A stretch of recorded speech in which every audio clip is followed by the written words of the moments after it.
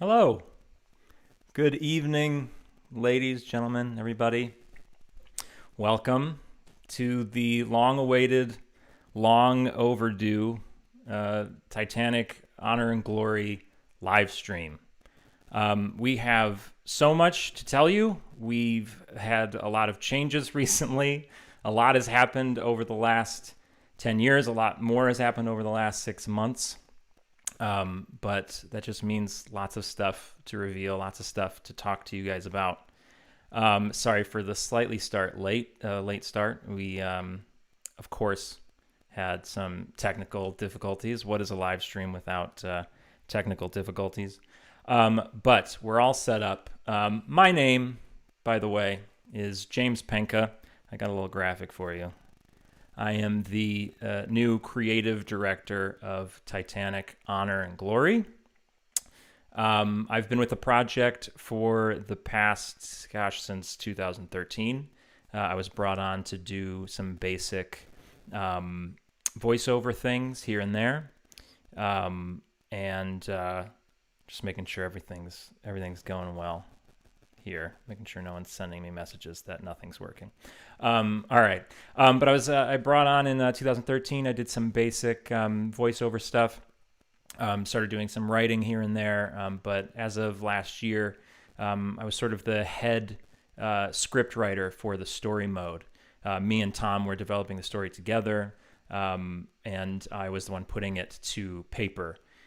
And but perhaps you know me best as everyone's favorite British accent, Robin Darcy from Demo 3 and Britannic, Patroness of the Mediterranean. My apologies to our British fans. But enough about me. We have plenty to go over. First thing we should talk about, the first change to announce to you guys. It's already been talked about quite a bit from our side and the other side.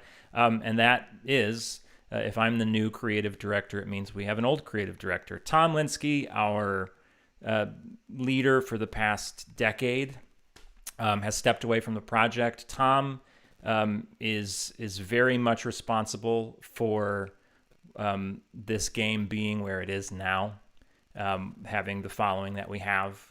And so we do owe Tom quite a bit. And about 6 months ago, when all these changes started happening, these changes that we're going to talk about tonight, it just seemed like the perfect time for Tom to take a step back. He had been thinking about it for a little bit. He just gotten married. He has all these projects. You guys know Tom. He's got a million projects going. Very ambitious guy. So it just seemed like the perfect time to take a step back and focus on all that stuff, the other stuff in life, not non-Titanic things, believe it or not. Those do exist for some of us. But so we wish Tom the absolute best. We know there are a lot of rumors and a lot of fun stories out there that we hate Tom and Tom hates us and he left because of... But the honest truth is it was an amicable split. It was the best thing for everybody. We are all still friends. I talked to Tom on the phone 2 nights ago. We're all cool with each other, and we truly wish Tom and Emma the best. In fact, we are going to plug one of Tom's projects later in the stream, if I don't forget. But certainly follow him on Part-Time Explorer on YouTube. He's still posting lots of great videos, and some of our videos that have come off our YouTube are going to go up on his YouTube because they were his videos, so we want him to retain his ownership of those videos. So follow him on there. But that's the Tom portion of the evening. But tonight we are going to talk about the past, the present, and the future of THG. So we are going to talk about literally everything to do with THG. And we hope by the end of the stream, all of you will feel this new sense of excitement that we have been feeling over the last few months. We've had the most productive time probably in the game's history, just these last 6 months since we moved in a new direction. And hopefully by the end of the stream, you guys will feel that way as well about Titanic again. So that's great. But I am not your only host this evening. Let me make sure I covered everything that I wanted to. Yes. Oh, wait. Not even looking at the right thing. There we go. Yeah, that's it. Okay, so I have a host with me here. We were having some technical difficulties bringing in people. So if it's jumpy, if it's something's wrong, please let me know in the chat. I have lots of people watching the chat to make sure that everything's great. But let's attempt it. Let's bring on our other host for the evening. This gentleman has been with the project much longer than myself. He is a modeler and researcher, and he and I will be sort of teaming up to be a bit of a community front for you guys, some community managers to kind of be your way into the project. So this is, and I believe, the gentleman that came up with the title Honor and Glory, if I'm not mistaken. Let's bring him in. This is Chris Daly, everybody. Hi, Chris. Hello. Good morning, I should say, because it's about 7 a.m. where I am. Yes, you guys may recognize me from some past streams that we've had, particularly when we were traveling around the UK at the time, in about 2018, I think 2017 possibly. So I've been part of the project since probably 2012, actually. Only 1 year before you, James, actually. Not bad. Yeah. Yep. So not that much longer, but yeah, still very much in the wings. Yeah, before we get started, for everyone watching the Twitch and YouTube streams, if you have any questions now or any point throughout the stream, feel free to write THG question in the chat, followed by the question you wish to put to the team. If we have time at the end of the stream, we'll get through as many of your questions as possible, with Reddit too. Yes, Reddit as well. We will see how much time we have. We want this to be like an hour. I like to talk a little bit, though, so it might be longer. But we will answer questions if we can. And if not, immediately after the stream, maybe we can do some text-based stuff. So amazing. So we have Chris here. Chris, we're talking about the past, the present, and the future. Would you hold on, let me get my graphic up here. Chris can't see my graphics, but you guys can. We are now jumping into the past. Not everybody watching right now has been with us throughout all of the last 10 years. Some of you may be watching a THG thing for the first time. You've heard about this Titanic game and you want to start following us. And so let's just kind of crash course the last, 10 years. Super, super quick. Chris, take it away. Yes, we do understand that some of our viewers may be joining us for the first time, so we think it's appropriate that we get everyone caught up on the history of the project. So over a decade ago, a bunch of us nerds, I really should say it started with Matt to be specific. We decided we wanted to faithfully recreate the RMS Titanic in its entirety, so stem to stern, the whole lot, every room, everything. And this is something that we wanted to do for ourselves, that we have brought out into the world. We knew very little about video game design, but we did know a lot about the ship, a lot about the history, enough about 3D modeling to get us by. So we thought we'd give it a shot. And we've had 2 fundraising campaigns. We've used 2 game engines, 3 demos, and 1 viral video, and many, many lessons learned. And we have found ourselves at a crossroads.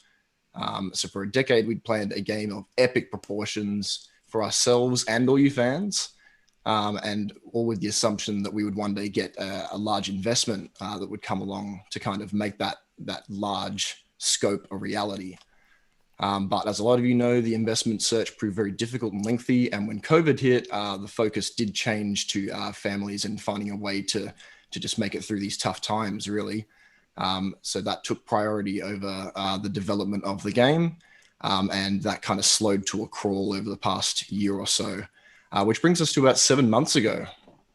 That is right. That's where I come back on screen.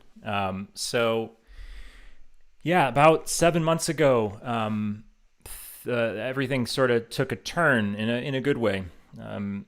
We were becoming more and more frustrated by the long wait. I'm sort of off camera here.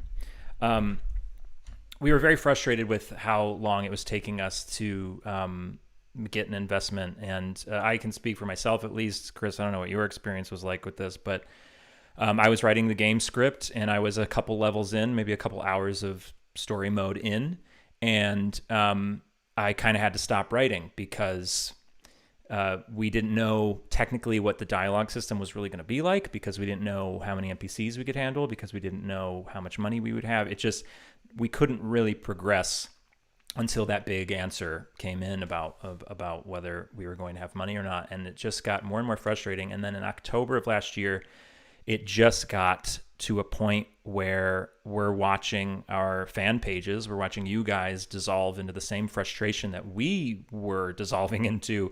Everybody was sick of it, ourselves especially. And so it became pretty clear and obvious, either we cancel this whole thing or we refocus. We completely turn this ship. That's what we picked, obviously. So the next 6 months, 7 months now that we're in April, we spent all this time coming up with our new direction. And step one of that process is take the focus off investment. No more side projects. No more doing things that an investor might like. Let's make a game for the fans. Put the focus off investment and onto the fans, where it should have been probably the whole time. Step two would be cut unnecessary features. We have we made a list of things that we have planned in the past, things that we were hoping to bring to you guys. And a lot of them required investment because they were so large, but a lot of them were also just unnecessary in general. You get excited and you add and you add and you add, and it's lots of fun. But what can we actually do on our own, and what is actually going to be fun and worth it? And so things like, explore all of Southampton, 2,200 NPCs, just all these massive ideas. How do we rein those in and still make a game that is fun? And the last step, which is, I think, the most important, is to focus on the heart of Honor and Glory, to focus on the reason that we're all here in the first place, the reason that I joined in 2013, the reason, the project was started in the first place, the reason we all love this subject, the reason I spent 8 months building this stupid thing behind me, and the reason you guys are still watching us in these videos.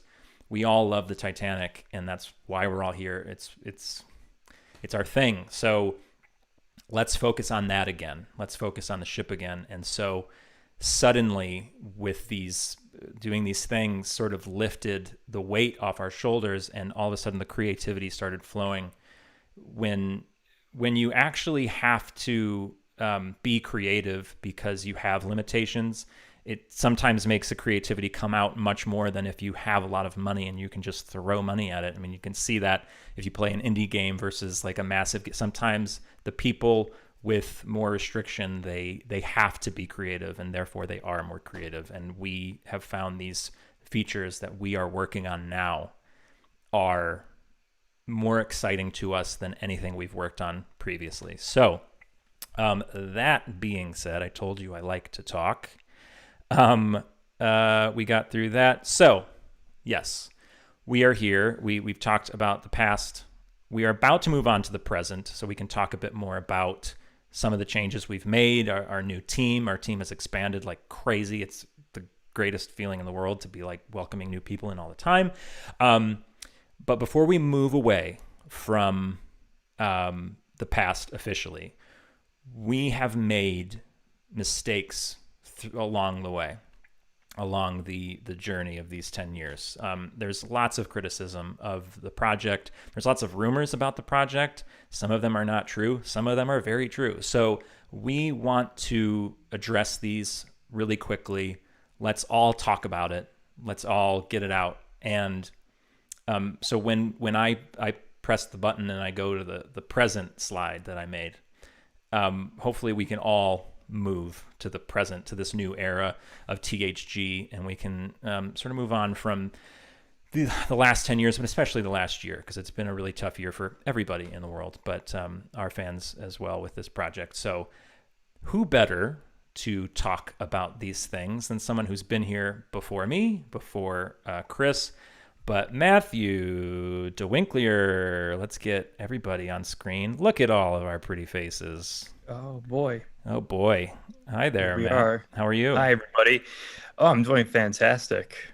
I'm so excited to be here on Titanic Honor and Glory YouTube page. Yes. That's odd to say. And But Twitch hi, everybody. page. We're on And on Twitch page. as well. Now we're on Twitch too. I hope we're on Twitch as well. That's the button I pressed. Yeah. Cool. So we put together a list of probably the most common complaints, common criticisms, rumors, and all that. And we're gonna go through them. Matt's gonna talk about them, and then after that, we're gonna move on and talk about the team, and then eventually in the stream we will talk about all these new things that we're planning. So. Right. You said you enjoyed rambling on. Get ready for me, everybody. Oh boy, we all know You've that. you've heard me a few times. Yes. So So criticism numero uno.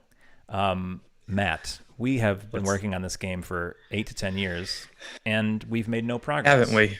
We haven't, have we? It has been 8 to 10 years though. Yeah. Gosh, it's been a huge portion of our lives. But for how many of us there are, and the stuff we've had to learn along the way, and the amount of Titanic there actually is, and the in and outs of game development, not to mention having jobs and family and outside lives, being human beings. I didn't think we did too bad, actually. But that's me always defending my team and our work. But I'm on the inside of the project. I'm the one getting to view the progress and the daily updates, and I believe that's where the actual problem lies. Not that we haven't made none or little progress on Titanic, since I see us working on the project every day, but that we don't report and tell our fans about that progress. And I'm happy now that we're finally getting dedicated people with roles and responsibilities, you two guys, and more, with the goal of creating content based around these updates. Yeah. Absolutely. Another criticism that has been raised to us is that the goals of the project are too lofty. Some were incredibly lofty. James, you talked about that earlier, and I argued for the longest time. I think many of us did, that it's not always a bad thing. What's the classic expression that you tell your kids? Not that I have any kids. Shoot for the stars and you'll land amongst the clouds. I think that's what it is. But again, as you said earlier, James, we have to cut back now. But since we're changing everything after a decade, we have to alter the most lofty of those goals to be more realistic, cutting the unnecessary features, cutting the investment features now. Yeah.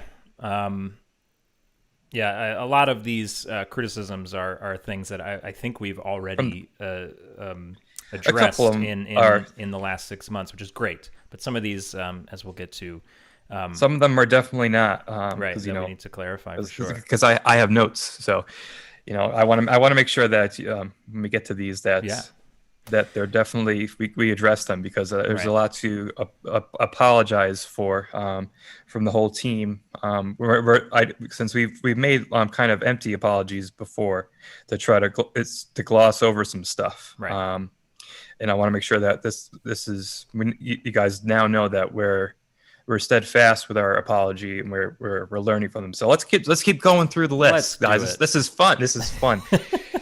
This is fun. This is great. All right. Next one. The team works on too many side projects. Yes. So besides Titanic Honor and Glory, we did a number of other video animations, syncing animations, and documentaries. we wanted to do a lot of historical recreations, vintage digital revival, reviving history in the digital recreations. But it was to also get our name out there, to generate revenue for the sake of THG, to create connections, to meet people, to get possible investors. And yes, the biggest criticism about all those side projects was that they took time away from the time, energy, and sometimes money to create them from THG, as things often always do. But going forward in our new route, we want to mostly keep our attention on THG, the game as a whole. On to the next question. It is thought by some that the team is incompetent and inexperienced. This is my favorite one. Well, the team is, inexperienced to create this big game. Well, it was a big game. Well, yes, we were inexperienced in the beginning. I started modeling Titanic before I could even legally buy alcohol. I was just fresh out of high school, and for those around the world, I was I was like 19 years old. And one very wise advisor early on in the project told me that no one will listen to you unless you have gray hairs in your beard. And we were just younglings. We had a lot to learn. We're just nerds about Titanic. But over the years, we got kicked in the face again and again. And finally, it's time that we're hiring people with knowledge and experience and passion to create a video game project. And we're not just focused about Titanic. We try to do that ourselves, pre-funding to a point, but now that has to be our main focus. And soon we're going to increase the number of full-time employees. We're going to talk about that, but we're going to increase them even more. But I want to say that what we did create for THG in the past, I think the work still speaks for itself, because a lot of us had to learn, modeling, learn about Titanic, learn game development on ourselves. And I don't, this is just me always wanting to defend the team, the team that we had. I think we still did a good job, but it was still a learning process, and we're now working on fixing that inexperience. Okay. Next question. THG mocks criticism and makes excuses. They believe they know everything and won't disclose their conclusion. I have to take a sigh first. This criticism is, well, ironically true, because it's criticism that we're not good at handling. So it's criticism that we're not good at handling criticism, and it's a tough one to swallow. Myself and others on the team have said a lot in trying to defend our work, our team's work, and it wasn't ever meant to come off as malicious or nasty, but it wasn't handled well, and at times, and I have to stress how sorry we are about that. We are going to make sure that moving forward, we're going to avoid this. So there's no confusion in how we are going to be able to. We're going to accept criticism, but it's a secrecy thing that I really want to address too. Sometimes I've said this many times in the past. Sometimes things are shared about Titanic in confidence from historians or people who have resources, which they were very generous with us. But that happens less than the main reason why we were very secretive during the project. We're obviously, I think I hit hard how proud we are of the work that we did, and we always desired to, especially when the demos were free, to keep certain aspects close to our heart until we crossed the finish line. We didn't want to give away the whole Titanic. We didn't want to spoil things. You know, we had a live stream where we were showing off the mega demo once, our big collection of rooms that we had worked on and almost finished. But we went into the first class lounge, but we didn't want to show the first class lounge to everybody. So what we did instead was like, I moved the camera down, so I looked at my feet where my feet should have been. I was focusing on the floor, and so I wouldn't look at the walls or any of the detail. I didn't want to spoil that room, and that's not just to give it away to the fans, but it was, you know, also we didn't want to show our project or our work or our art to, you know, potential commercial projects that were able to create Titanic games or things faster than us because they had a development team which they could pay. And that might not seem like a big thing to others. They might have, you know, this criticism is going to come up in a little bit, I know, but it was a bigger deal to us. So we clammed up about our process and our work. But we're going to be much more transparent as we possibly can. It can be in the new era of THG. It's a promise. So what did happen with the updates, and where is the update plan? This is a big one. Yeah, I'm going to be beating myself bruised and bloody with a stick, with apologies, but we haven't done well, or haven't done a decent job at all with keeping our community informed with updates and progress. So please, once again, I apologize for leaving you all in the dark, and hope this stream is the beginning of amends. But the update plan has been so difficult because starting with what is a finished room? Is it finished when it's modeled, or is it finished when we put it in Unreal Engine? Our team never came up with a good method or an agreed upon way to convey it to you guys. So not only were you confused, or we were confused.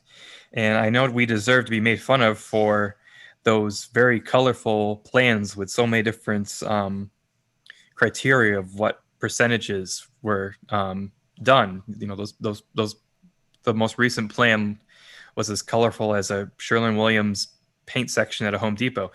We are working on a interactive map for our eventual website, which is going to get a facelift and a redo, that'll show the accurate progress and info that will be updated weekly, we hope. So stay tuned for that. Okay, back to me over here. Yes. So, what is the deal with VDR? Do you want to just explain slightly? Yeah. So VDR, for people who just follow this channel, Titanic Honor and Glory, I don't know sign language. I don't know what I'm doing. I'm offending people. Vintage Digital Revival is VDR. I was about to say it stands for itself, but yeah. And that was the company that we eventually created to organize and control everything that the group of us was making around Titanic stuff, Titanic projects. Way back when we did our very first fundraising campaign in Indiegogo, we started with the name of Four Funnels Entertainment. So you might hear that a lot. People still use that to this day. There's still a Facebook page, which is inaccurately used for us. But Four Funnels Entertainment, we eventually did create as a subsidiary of VDR, with the intent of that being the company that investors would fund, so that they didn't own shares of VDR and control what we did with any outside projects, so they could only invest in the game. But because we are now going on a new THG only focused route, we want things to be simpler, and Four Funnels Entertainment is going to be dissolved and eaten up back into VDR. And now, because of everything because of what James mentioned in the beginning, and I want to quell any rumors out there, VDR is at the moment is a sole member LLC owned by me. So, will we be working on Britannic Patroness of the Mediterranean more, and will there be more updates for that particular project? Well, yeah. Okay. So,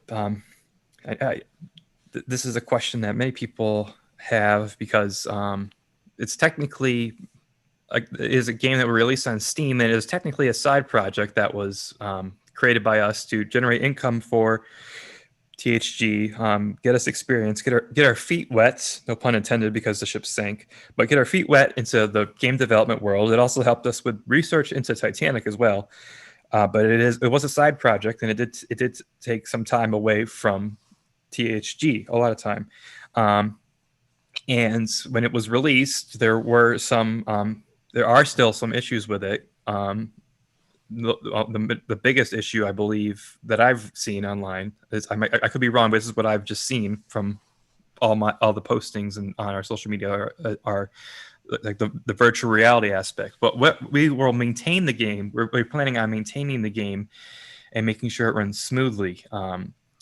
However, for the time being, because we are going to be focusing on THG, we are going to work on the Titanic model. But following the completion of our virtual Titanic, we will reassess the situation with Britannic Patroness of the Mediterranean. So please have patience with us on that. Yes, absolutely. Okay, next up, the team misleads that the ship was 80% complete when it was 10% done. Yes. So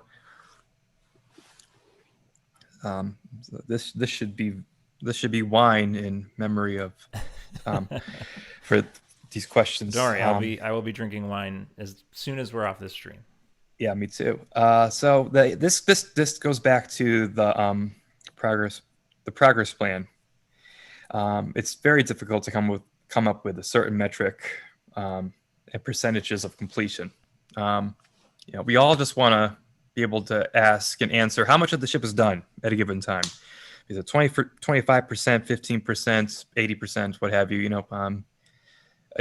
James, yesterday we did a rehearsal for this, and you were looking at images. You asked the question, and I said, I don't know, I can't give it to you even yesterday. So it's tough when there's so much in game development and especially ours, because it's not just modeling. We also have research, and then our research ties into art direction, and then there's gray boxing, programming, all the game development stuff. But that being said, the reason for everything, the intention wasn't to lie or again anything malicious, but it was more of our team's unstandardization of the process and slight unprofessionalism at our side. We just didn't know how to create that number. At the time, I came up with a ballpark number when I was color coding those plans, saying like, okay, I modeled these rooms. I think these rooms are in the engine, and then that number was eventually rounded up, then increased, and we failed at communicating it amongst ourselves and amongst you guys who are watching this. Once the work continued on the ship, like how they should have gone up or should have gone down. But I will say that going forward, we have a person who has finally solved this progress plan issue, and that's our new technical director, Dominik Hecker. I won't steal his thunder totally because I don't want to ramble on too much longer, because I know there's still more questions. But because I also don't understand fully the process of organization yet, because I know I have to be part of it, because I still modeled parts of the ship and I know a lot about Titanic, I guess a little bit. I don't know. I got stuff here about Titanic, but to finish the ship, and every single object on the ship, in the ship, part of the ship, they'll be listed in a program that we all have to use online. It's a data organization program. And we will know the percentage done of each of those objects, the UV mapping, the meshes, everything about it. So technically, we will get the percentages of each room, each area of the ship, and he'll be able to track the percentage of the ship. But I mentioned before, what's the most exciting part is we're going to have a method for updating the progress on our new website once that's put online. We're just waiting for a few things, but our website development manager, who we've hired, Andy Kane, is still working on that, and we'll let you all know when that is ready to look at. So we have also been accused of misleading in our update videos about finding investors. Yeah. Well, when you, Chris, were giving the rundown, the quick rundown of our history, which there will be a larger and more conclusive and more detailed version of eventually that we'll be putting online. There's a lot that goes into it, but our goal was never to lie or mislead when it came to the investor search and its ultimate ending. Yeah, it was just another failure in communication with the community on our part, and so I apologize for that mess. It was unfortunate again, and here we are learning from mistakes of that miscommunication, and we have you two here. But yeah, you guys will be able to read a little more in detail soon that we had some high hopes about investment, especially towards the end of 2019 and in the beginning of 2020. And regrettably, we even toyed and teased about it on social media. We were that cocky and confident. I did this personally, and I am very sorry for that. But we're not able to go into. We're not, no matter where it is, we're not going to be able to go into much detail. But in the last meeting, things just went south for numerous reasons, and then yes, 2020 hit hard. And even though right before everything happened, we had hired a team of professionals whose job it was to and had been successful at finding investors for other projects. But it just felt like it was the nail in the coffin at that point. So going forward, which is why we're in this criticism section, going forward, we're totally self-funding. That's what we did before up until this point, but we're going to have to go into maximum overdrive. It's a struggle, but we're going to, as controversial as this sounds, rely on the store a lot more. And even more controversial, perhaps, we're going to, once again, maybe eventually, once we reestablish ourselves, rely on some contributions. But if anyone is sincerely interested in investing after we show off all of our goodies that we're capable of, I'm totally open and all ears. Yes, what Matt mentioned, we're going to be posting a much longer in-depth look at the step-by-step history of the project, and that is being compiled by game historian Kyle Hudak. Yes, he has been devoting his life to this timeline. He's going through every message we've ever sent to each other. It's pretty impressive. So Matt, I think we're on to contributions and store income, which you just mentioned, goes into our wallets, or we use your money to travel. Yes. So I read this a couple times recently, and it surprised me. But I'm very confident. I know that this arose because we made the mistake of never telling you guys how and where we were spending your contributions. So of course it seemed shady, especially when we were asking for more support. And then suddenly we go off to the United Kingdom or Europe or the Queen Mary original or the Queen Mary 2 for research or pleasure. I went to, Tom and I went to the Queen Mary in California, meets historians and possible investors in California. And then I went on a private vacation on the Queen Mary 2 with friends, but without using contribution money.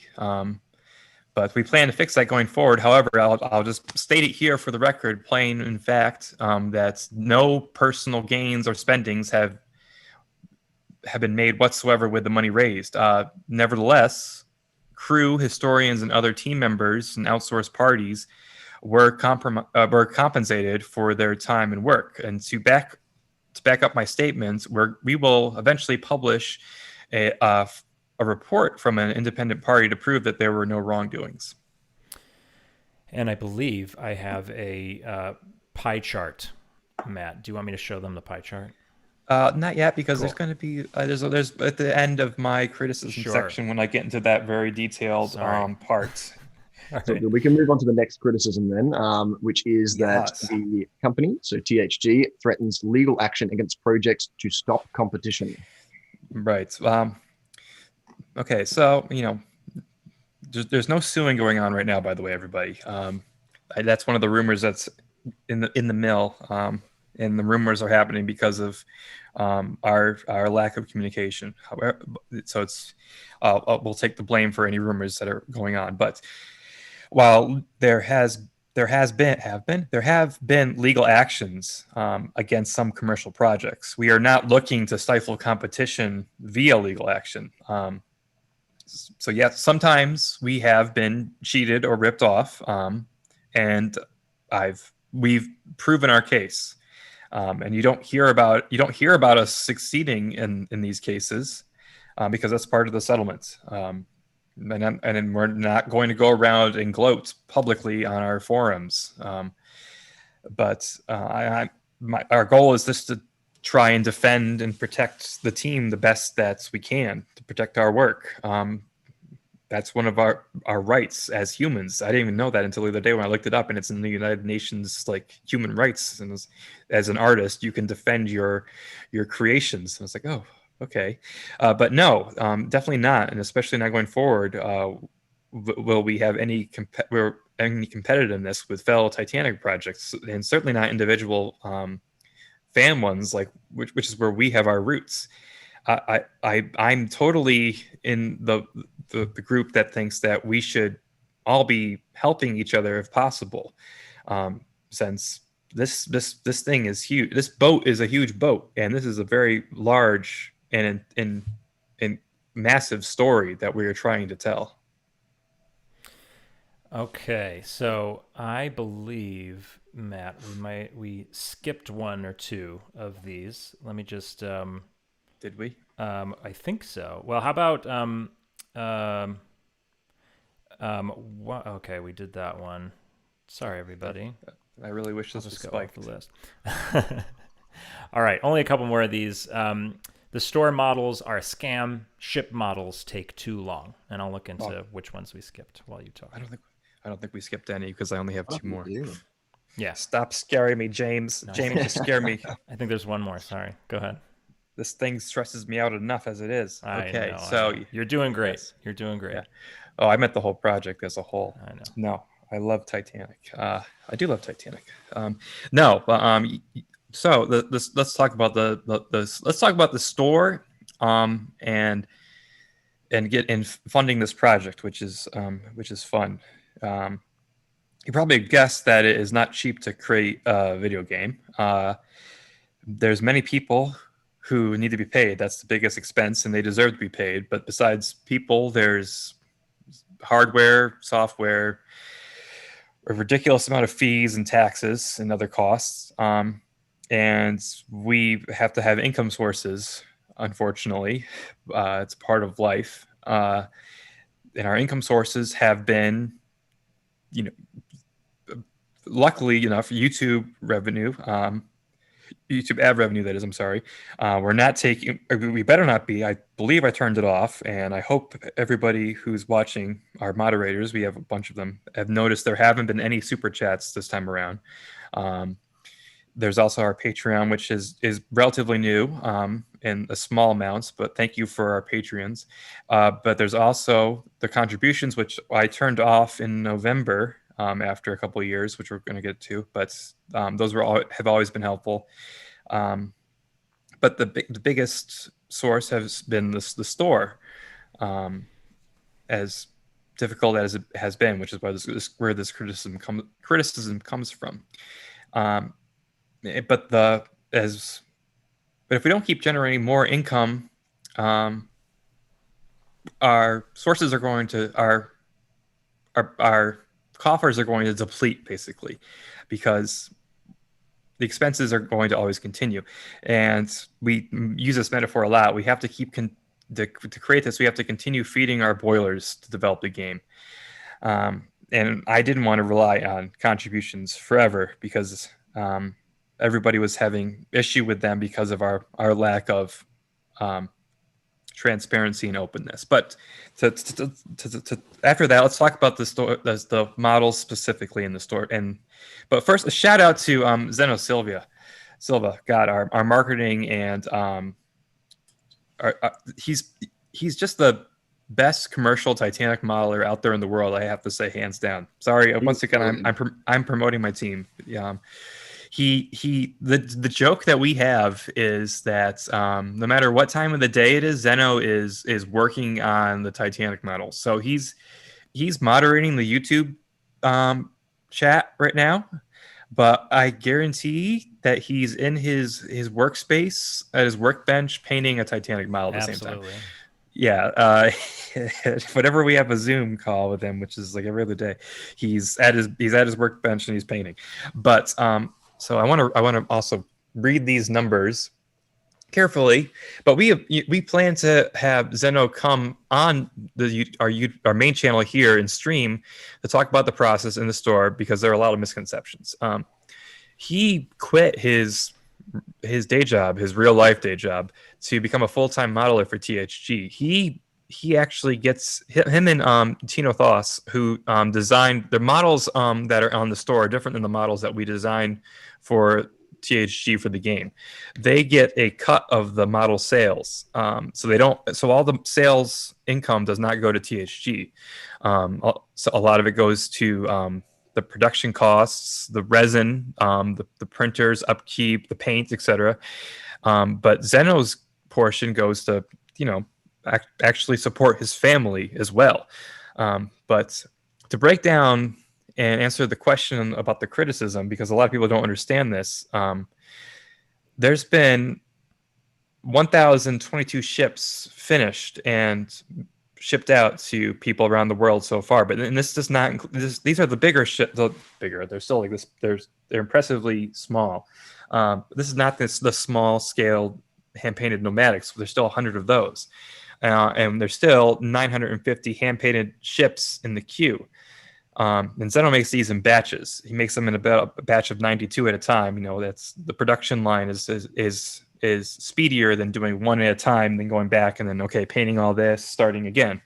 This is the fastest way for him to do this. Now,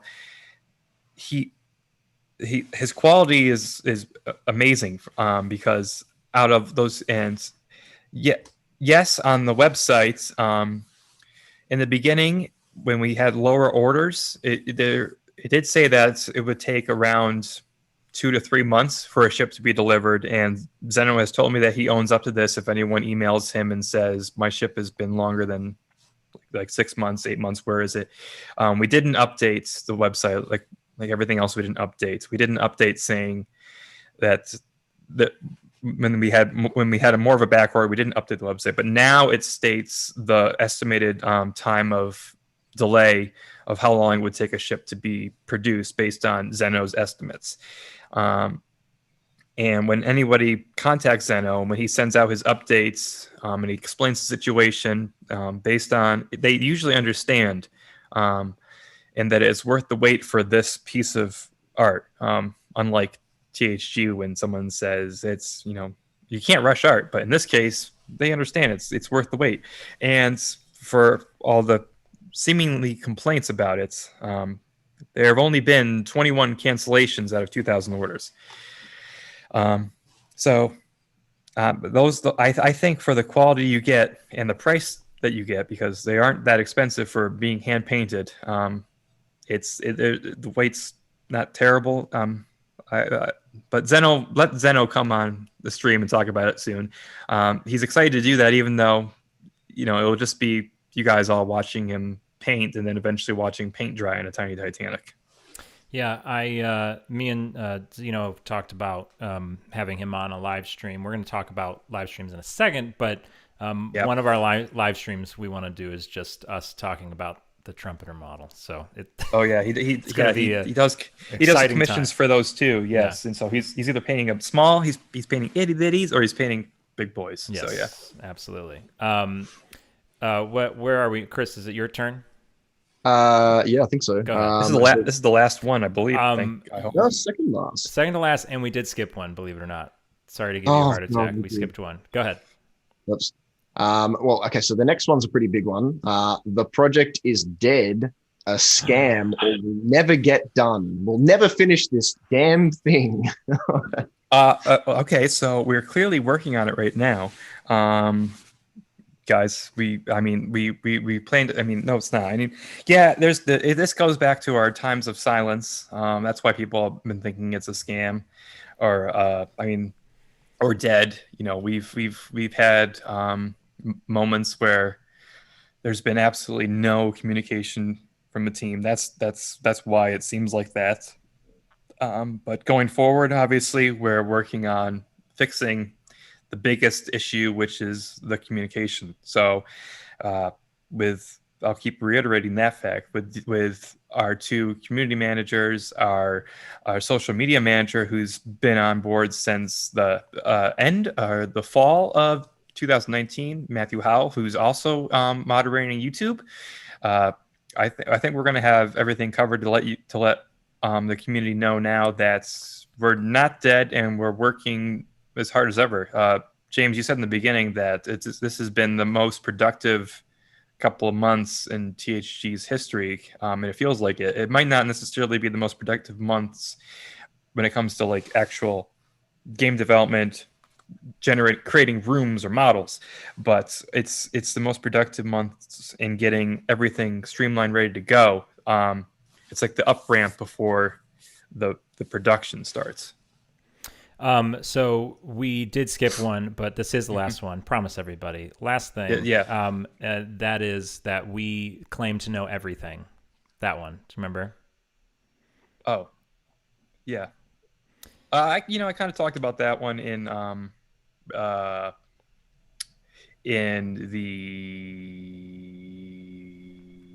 one about well, see the thing about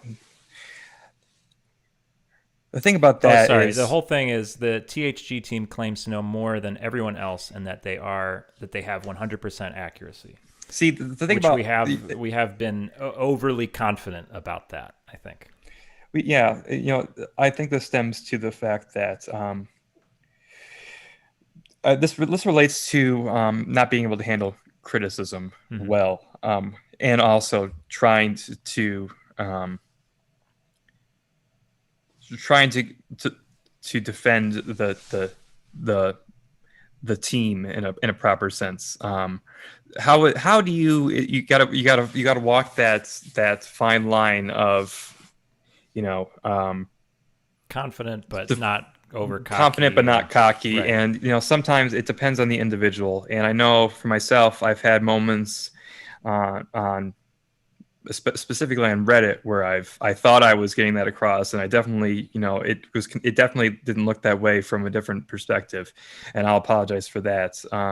There's no way that everybody can know it all, and I definitely if it came off that way, I'm not saying that's your perspective, not mine. But no, if it came off that way, I definitely didn't intend it that way. I do not want to ever be called a Titanic expert. I will never call myself that, even though I have that on Reddit, because I think, hey, that's cool. I didn't know Reddit even gave like little handles out to that, but that's the only time I'll take it, because I don't think you can be.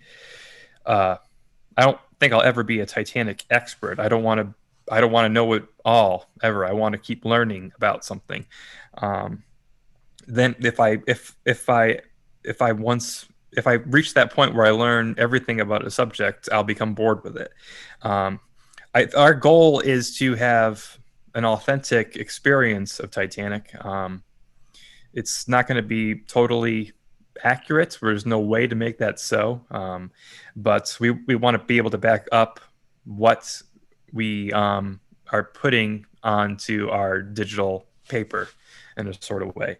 And hopefully, reflecting on our past mistakes, we can really show you what we've we can really show you that in a better way with better communication again.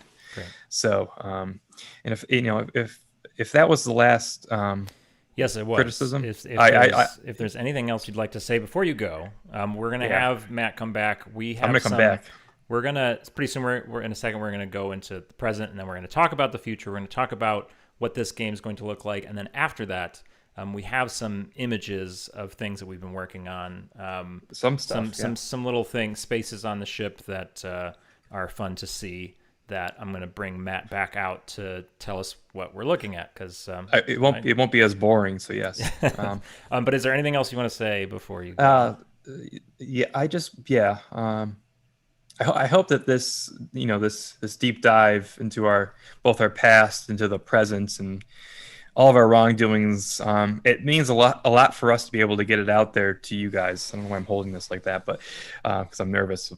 I'm more nervous than just being on a stream. I'm nervous it's like airing our dirty laundry, but we need to do it. So it's not just to do it to feel good about ourselves, but we know we have to do it so that we can come to terms and move forward. To let you know how it brought us to last year's events and to our decision. Obviously, we can't discuss every little detail of every certain matter, but we're definitely going to be as transparent as we can possibly be. If we miss something major, there's going to be reasons for it. However, going forward, we're going to try not to discuss a lot of the things in the past. We're going to have that statement that I brought up and then James talked about a little bit more in detail.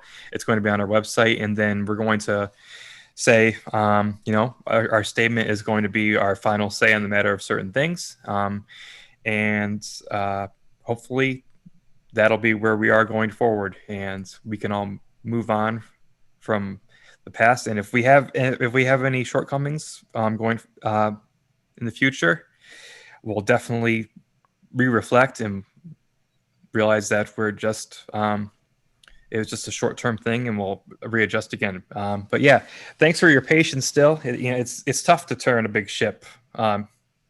You can't do it that fast. That's why these last couple of months have been seemingly slow for us. But we've adjusted our headings, and the ship is slowly turning, and I think we got what other metaphor can I throw here? Give us one more. Our bearings are now. We've turned the corner. We've cleared the berg. Oh boy! And don't mention a berg. We cleared the berg this time instead. Yes. Okay. I better go before. I'll be back, guys. All right. Thanks. Thank you, everybody, again for your patience and all your support throughout the years. I'll see you later. All right. That was Matt. Guys, we know you all want to talk about the future. We want to talk about all the fun stuff that's coming, but we got to talk about the present real quick. We're gonna speed through the section because we all want to talk about the good stuff. So let me do the thing I said I was going to do. I'm going to press this button that's going to go like this.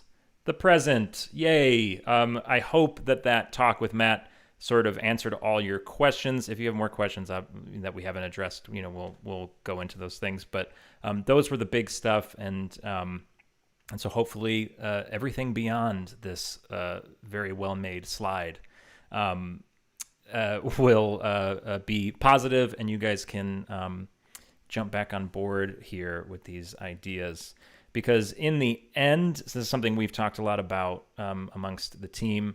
In the end, talk is cheap. We can only we can say we're sorry, we're going to do better as much as we want, but we have to actually do that. So we know a lot of you watching might still be skeptical, and you likely should be if you feel that way. But we are going to spend the next few months really implementing all this stuff that we're about to talk about, and hopefully we can win you back. So let's do it. I'm going to bring up a little video that we made. This is a little intro to some of the old and new faces out there.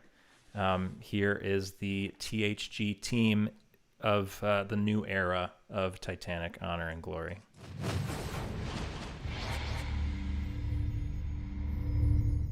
Hi, I'm Kyle Hudak. You may remember me from various THG memes. I'm a producer and senior modeler for Titanic, Honor and Glory. My primary job is a mixture of modeling elements of the ship from scratch, like the exterior, and finalizing interior models as well, which usually involves optimizing and adjusting meshes, UV mapping, high poly work, and texturing in order to bring the work of our other modelers up to the standard set by our tech and art director. I also assist with research, and I always aim for a high standard of detail and accuracy. If there is a detail that you won't notice, you better believe I'll include it. Hi, my name is Dominik. I'm the new Tech and Art Director of Titanic Honor and Glory. My responsibilities are to make sure that all assets are met with the latest technological gold standard. I always have been interested into the Titanic since I was a little kid, and I also have been affiliated with the SCZ Titanic Record Panorama. I'm looking forward to see you all out there, and I'm excited for what's new to come. Good afternoon. My name is Derek Revere. I'm the lead programmer and Unreal Engine lead for Titanic Honor and Glory. My main responsibility is to work with the programming team, but I also do a lot of coding myself. We've got some very exciting stuff for you guys in the next couple months, so stay tuned for that, and I look forward to getting to know the community better. ¿Qué tal? Soy Giovanni Castro. He sido modelador de interiores para THG por 3 años. Soy uno de los Historical Art Directors junto con Nico y pintor en mi tiempo libre. Soy muy emocionado por lo que viene. Espero ustedes también lo estén. Muchas gracias. Hi, my name is Zeno Silva. I live in Florida and I am in charge of our online store. Me and my wife, we hand paint all the 3D printed ships available there. There will be a lot of good changes in our store in the near future, and I hope you like it. Hi, my name is Jan Kavlik. I'm a 3D artist from Germany and new member of the Titanic Honor and Glory team. I'm responsible for creating 3D models and other assets, and really looking forward to working on this wonderful project.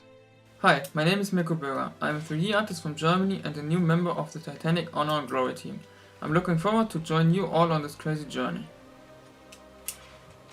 Bonjour à tous, je m'appelle Nicolas Murgia, j'ai 29 ans et je suis avec Joe Castro, directeur artistique du projet, en charge de tout ce qui concerne l'apparence historique du navire. Je fais également de la recherche à partir de photos, de plans. Je travaille avec l'équipe de Titanic Honor and Glory depuis 2012 et j'ai d'abord fait beaucoup de textures. Toujours ce qui m'apporte lorsque je fais une texture, c'est d'être toujours le plus proche possible de la réalité. Donc je peux vous assurer que pour moi, et pour Joe aussi, le diable est dans les détails, je peux vous assurer que nous n'allons pas ménager nos efforts pour vous offrir à vous une expérience la plus proche possible de ce que nous pensons être le Titanic. Hello, my name's Andy Kane and I live in the UK. I'm a brand new member of the THG team, and my specific role is to develop and maintain the Honor and Glory website. I'm very excited to share with you that we are currently working on a brand new website with a new look and feel, which we will be launching in the very near future, so please look out for that. I'm very excited to be here, and I'm really excited to be part of this amazing project. Hi everyone, my name is Matt Howell. I'm the social media manager for Titanic Honor and Glory. That means I'm in charge of doing the posting on Facebook, Instagram, Twitter, and Tumblr. I also moderate when we have YouTube videos, live videos on YouTube. I'm the one who does all the posting of the screenshots of the interior and exterior of the ship and other posts like that on the main pages. I've been with the team for about a year and a half now, and I'm excited for where we're going in the coming future and where the game is progressing to, and I hope you guys like it too, and thank you for being part of it with us.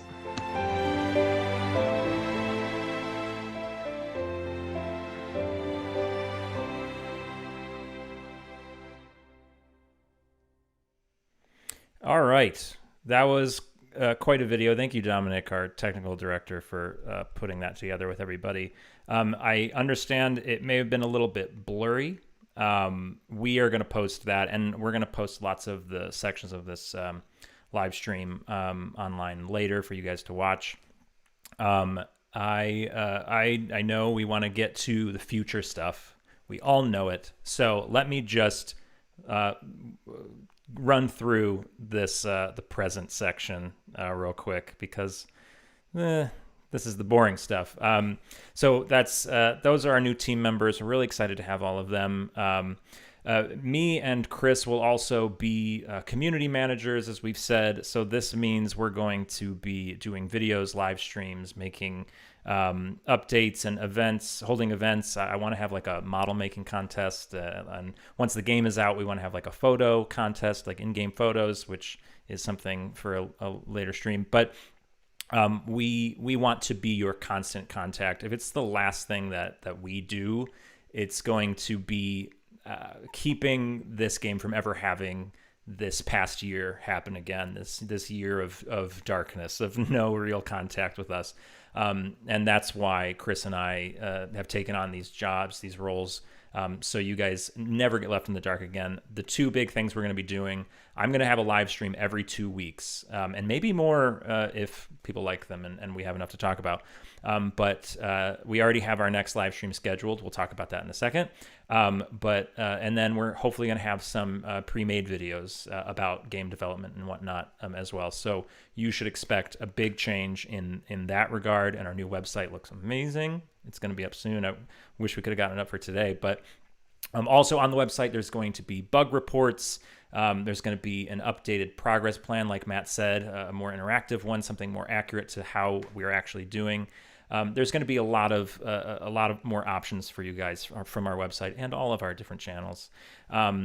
And then lastly, we have new full-time modelers. We have a new composer. We have a German subdivision. We have, and we're hoping to have more full-time positions by the end of the year. So we are growing.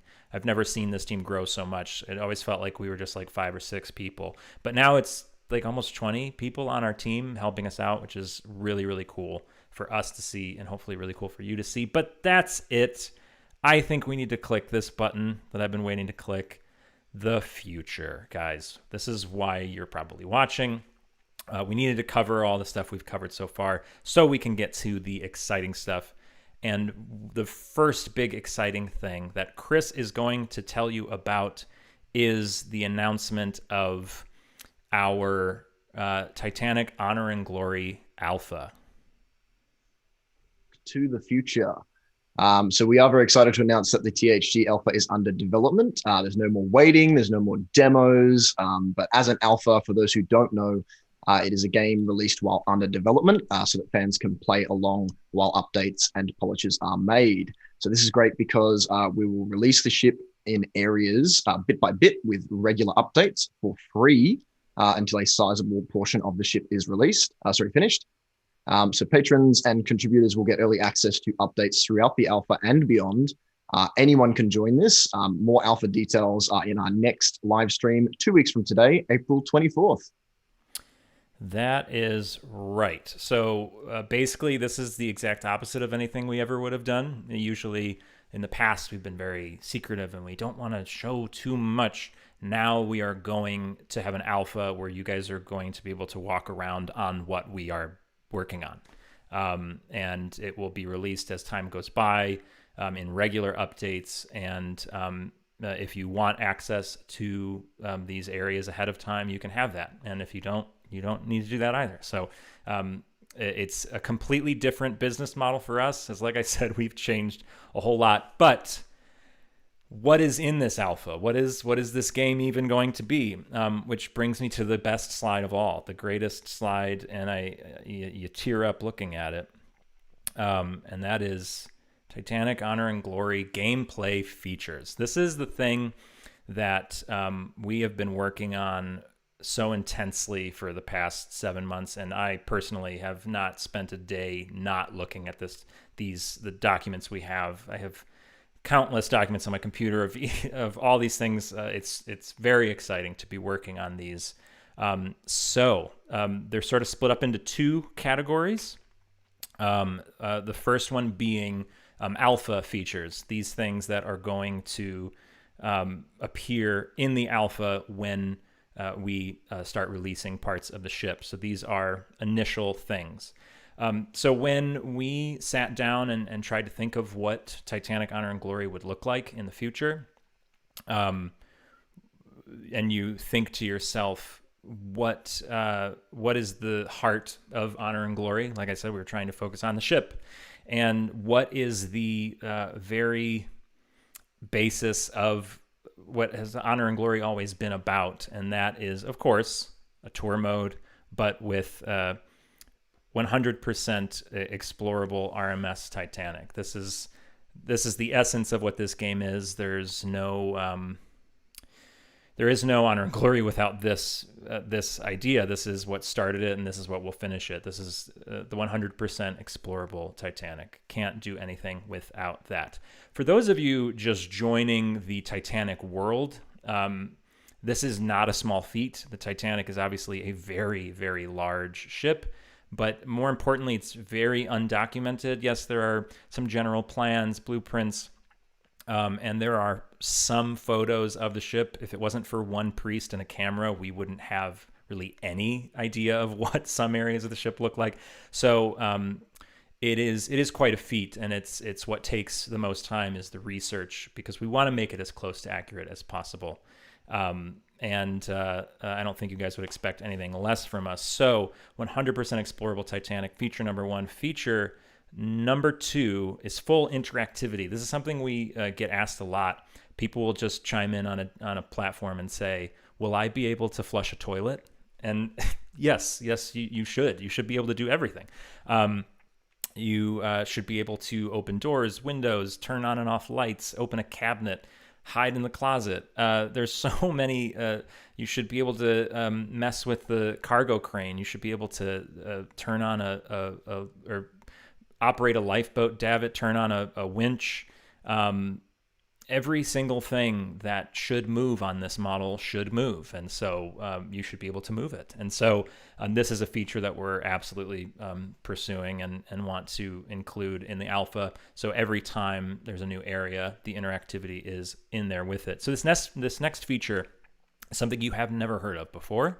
This is from scratch, something that we started up since the transition began. And that is a feature that we are calling log entries. Log entries are the means by which you take in information from around this massive, beautiful Titanic museum of sorts. This is how this would work is every room on the Titanic has a log entry attached to it. And every object in it, every single facet of it has a log entry attached to it. And when you walk into, let's say, the D-deck landing, grand staircase, D-deck first class reception, you would be prompted with a log entry. You click the button, and you would see on-screen information and hear a voiceover. And through that, you would learn things like what's the room called, square footage, occupancy limits, if those were around back then. But what class uses this room? What deck are you on? Stuff like that. And yes, for that room, everyone knows that room, but you may walk into the ship's hospital and not know what that is. And then along with that, like I said, every object, every table, lamp, cargo crane and winch, davit, all these objects that you have seen in pictures, you can go up to and learn what that object is. What is it called? What is it used for? Who made it? What's it made of? And if it has an animation, do the thing. And this will come in handy really well for model builders like myself. I would have loved to have had it when I was building this guy. To go up to an object that you've seen in pictures your whole life, but never knew what it was. I, for one, had no idea that a capstan could rotate.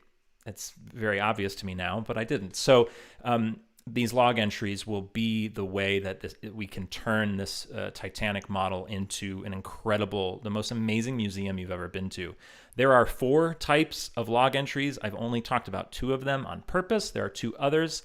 But I'm saving that for, we're going to have a live stream all about log entries. I think it's going to be our third live stream. So at our second live stream, which is going to be in 2 weeks, we will talk about the alpha, and then perhaps the next one, we'll talk more in depth about log entries. And I'll tell you the other two types. There's a fifth type, maybe. That one's farther down the road because it's a little bit more difficult. But these four are really going to give you this Titanic experience that you've never had before. And then lastly, wrong button. Lastly, collectibles. This is an obvious one. There will be collectibles around the ship. There will be things that are hidden in a scavenger hunt-like way. There are things that are just out and about, like possessions of fictional and not fictional characters. So there will be fun things to collect, and one of them ties back into the log entries, but again, that's for another time. So these are the features that you can expect in the alpha when we release our first area of the ship. These are the 4 things that we are going to focus on. This is to avoid getting overwhelmed by these massive features that we've done in the past, and it weighs you down. Let's get the ship out. Let's start focusing on the ship, and that's what so many people want. But we do have other features planned, which is why we move on to our next slide. These are planned features. These are things that are not in the alpha necessarily, but they are further down the line. We sort of need the whole ship to make some of these. But we want to let you know about them because they are things we really believe in and really think will make this game special. Even though we're not technically working on them now. I'm working on them now because that's my job. But let's get into them. So this first one, first one, guided tour, doesn't even have a name yet. But this is a feature for those watching who are just joining us for the first time, who don't know the Titanic inside and out. Not everybody in the world knows where the Turkish bath is. And even some of you Titanic nuts, if I put you on a model of the Titanic and I said, take me to the ship's hospital, would you even know where to go? I wouldn't. I'm going to guess E deck. I don't know. But that's the whole point of this feature. It's a tutorial of sorts, something to guide you around the ship, to teach you that the Scotland Road is just a great longitudinal mode of transportation. Grand staircases, vertical, second-class stairs, third-class stairs. These are how you get around the ship. These are the areas that you can expect to find in different parts of the ship, just to get people into the world of Titanic, because not everybody knows absolutely everything there is to know, myself included. So I need help getting to the hospital. That's what I need the guided tour for. So this next feature, this is something I'm sure a lot of people are hopeful to see on this slide, and I can confidently say it was very easy to put on this slide because this is something we are thinking about constantly. We talk about it every single day, and it is something that we have multiple avenues to go down to find a way to make this happen. And I think you'll know what I mean when I say sinking mode. So if you guys played Britannic in the Mediterranean, we made Britannic sink. Yes, it was exteriors only, and Britannic doesn't split in half, which adds a whole layer of programming difficulty. But we have so many different ideas floating around right now on how to give you a sinking mode, to give you this sinking experience. And like I said earlier, the more you limit yourself, the more creative you have to be. And it was, in the shower thinking, gosh, how do you make a ship sink without this, without that? We don't have investors anymore. And that's when the ideas start coming. And we have some really cool things planned to make this happen. And so we didn't want to put anything on this list in this live stream for you guys that we weren't very, very confident in. We've done that in the past, just said, like, we want to do this and have no game plan for how we would do it. We just want to tell you that we're going to do it. We're not going to do that anymore. Sinking mode is something that I'm very excited about. We're all very excited about. I already have a bunch of documents about it. So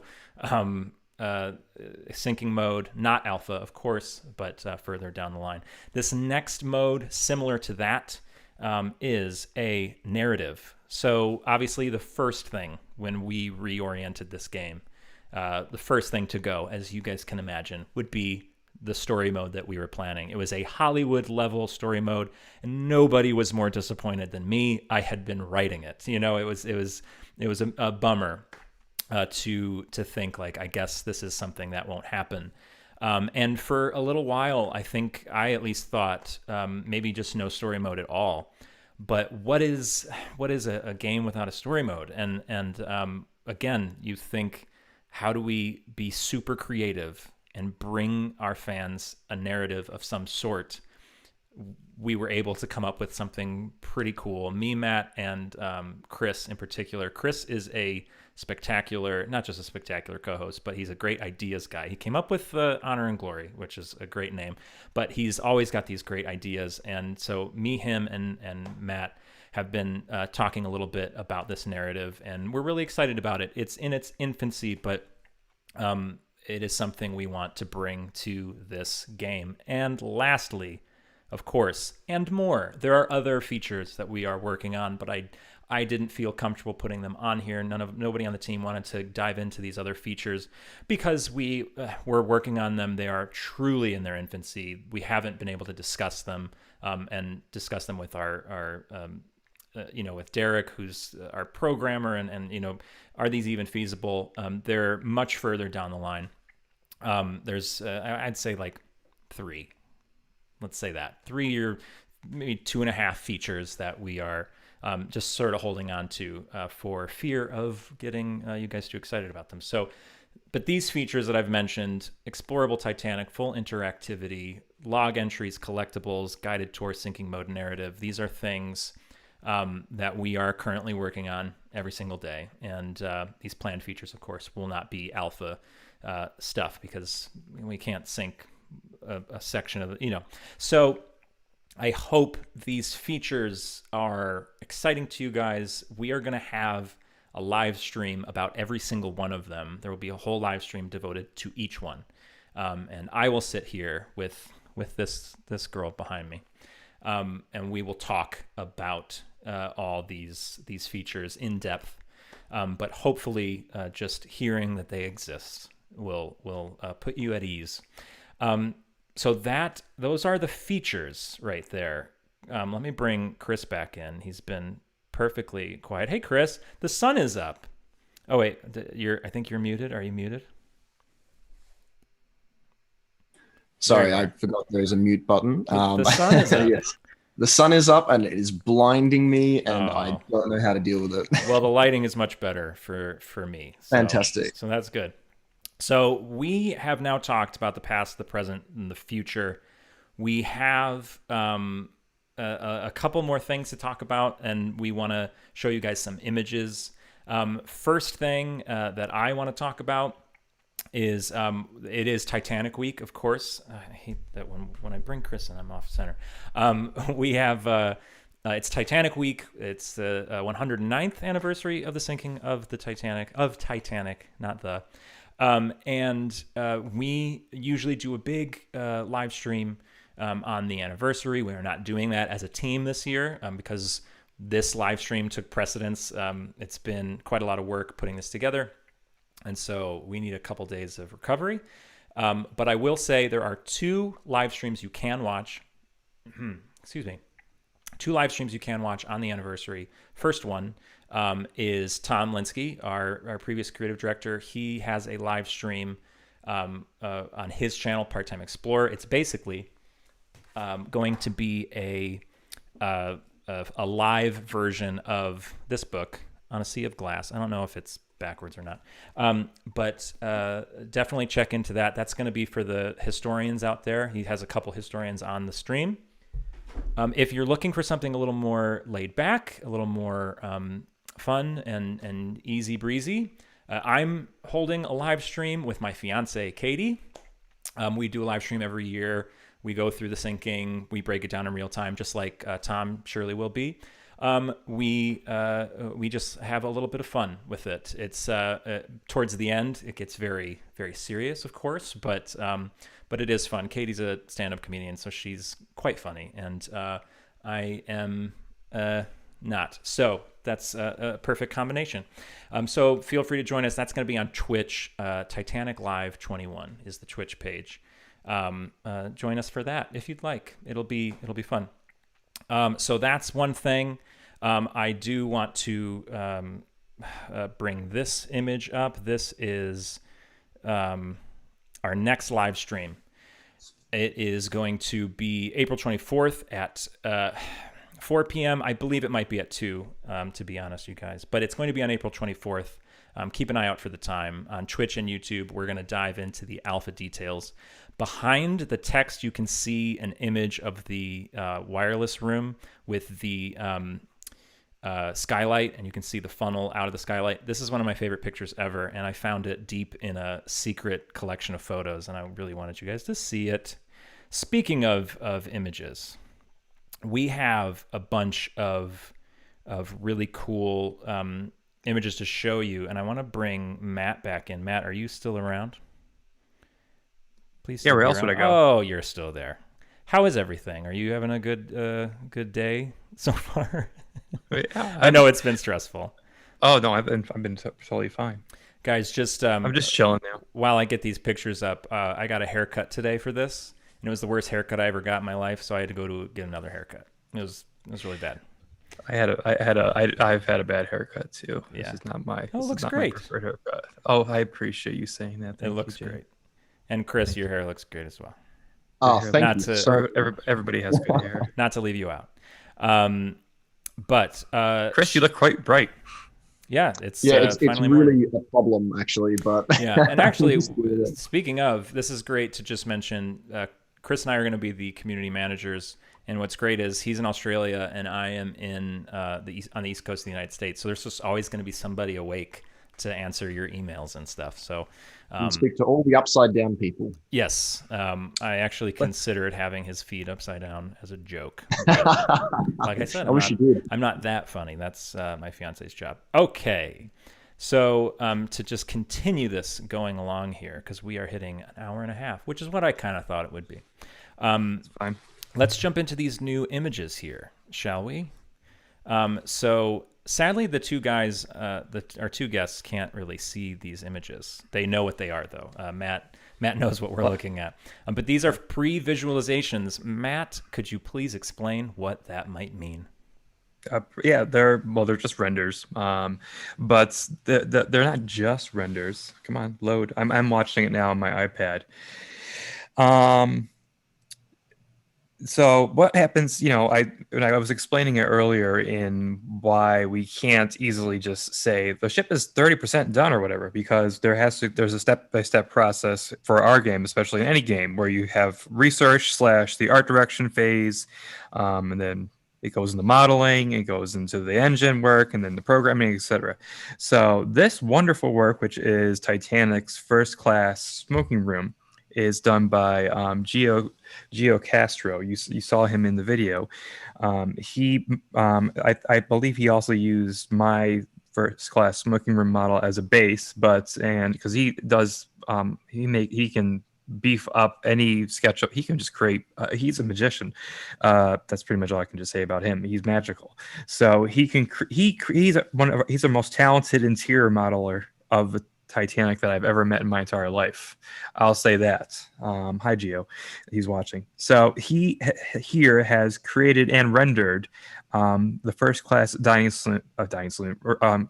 room for Titanic. Now, this is not what it will necessarily look like in the final game, because it is a render and not a in-engine image for the game.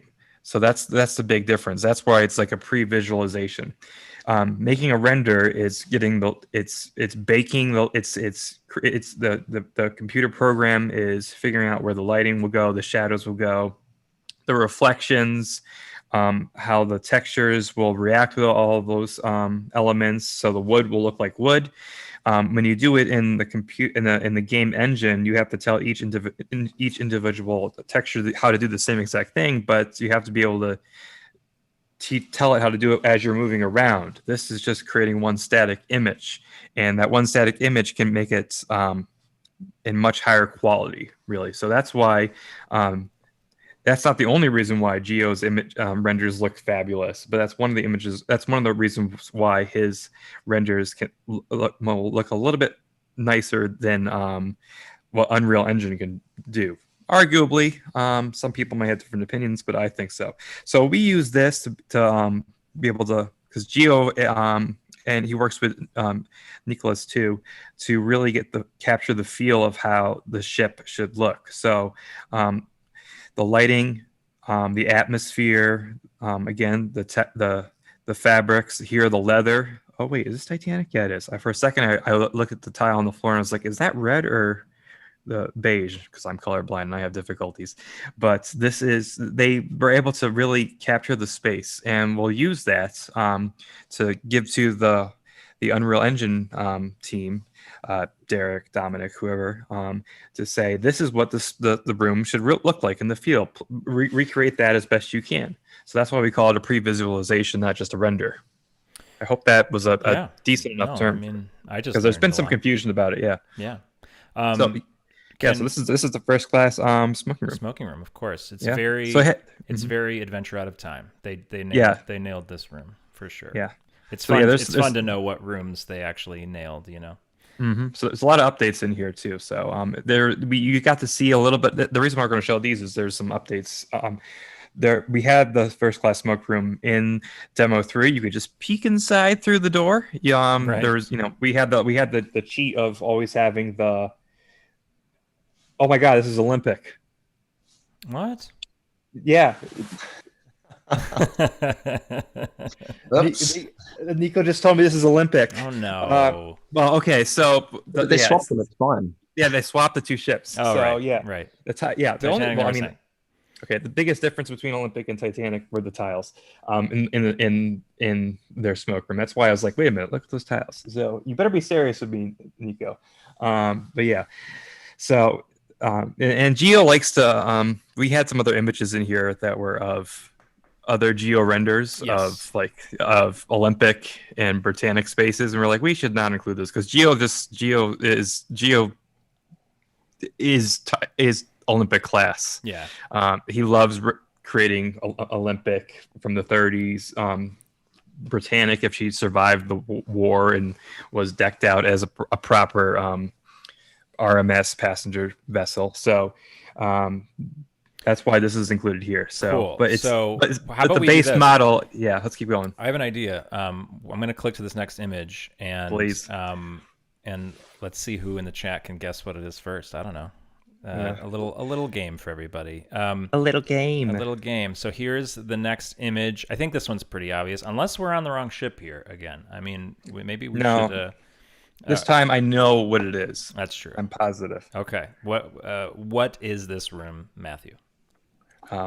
This is, as soon as it clears through, this is not Olympics. This is, technically it could be Britannics, but we're gonna say it's Titanics. Okay. Yes. There's some updates to. We've created this room in Unreal. We put it in. We've temporized it. That's part of our process of throwing it into the Unreal Engine as fast as possible, just to see it and see it with all the fancy elements that Unreal provides. But this is another Geo render.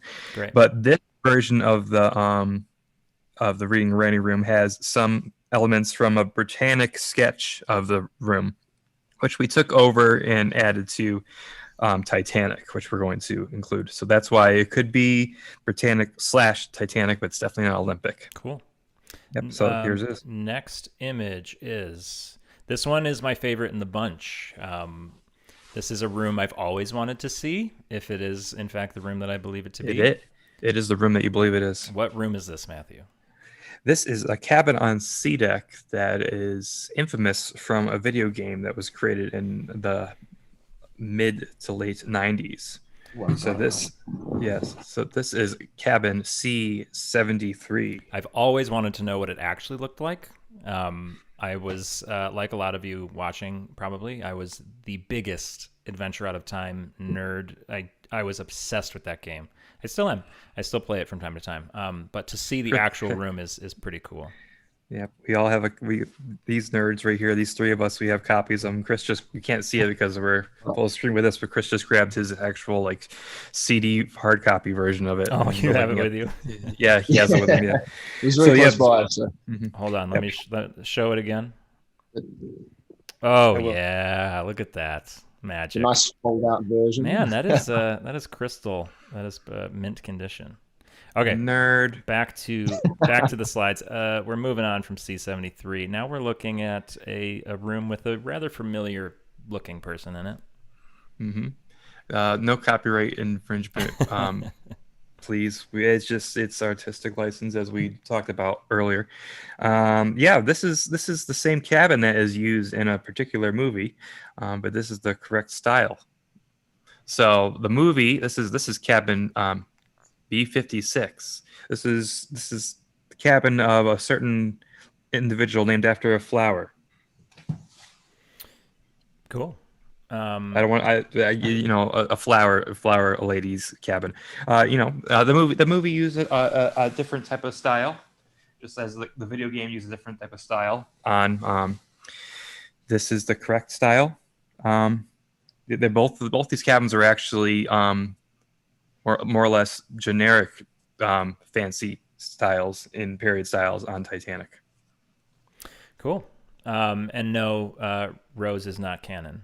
You said her name, yeah. Rose is not canon. I just happened to see that pop up. She's a pistol, not a cannon. Yes. Oh. Mm-hmm. All right. Now, next image, we have another cabin. Another cabin. These are still all Geo's wonderful renders and pre-visualizations, and is magical artistic works. This is cabin C86. So this is in the Georgian style. This bed, part of our research trip, this bed still, not from Titanic, obviously, because Titanic happened to sink, unfortunately. But the bed from this Georgian style exists to this day in Liverpool at the Maritime Museum in Liverpool. So if you want to see this bed, you can go and see it. Oh, cool. So we photographed it, we researched it. We didn't actually go into the exhibit and open up the case and measure it, but we took some photographs of it because they allow photographs. So that's how we were able to get some decent reference material, and we sent it along to. I remember sending Geo the pictures, and he was able to use it, sketch it in SketchUp, and render it appropriately. So yeah, we know it's cane. We know but the wood on the walls is walnuts, I believe, and here it is. And none of this is ready to go into the engine yet. That's why it's still pre-visualization. We looked at this image in particular, James, the other day, and talked about the whole process. These models still need to be optimized, cleaned, UV mapped, and then imported into Unreal. So that's still a decently long process to go, and that's what takes time. Right. To somebody like me who doesn't model things, this looks very far along, but from what I understand, there's still plenty to be done before you can walk around and look at it. This next image is a lot to look at. Just the green and the olive green. Right. Sometimes certain colors don't show well in black and white photographs. So until you get an artifact from the room and take away some of the paint, you don't realize that it was painted in a certain way. So this one, for instance, this is an Empire cabin on C deck, and photographs of the door between this cabin and the cabin that you see on the other side of that door, the Queen Anne room.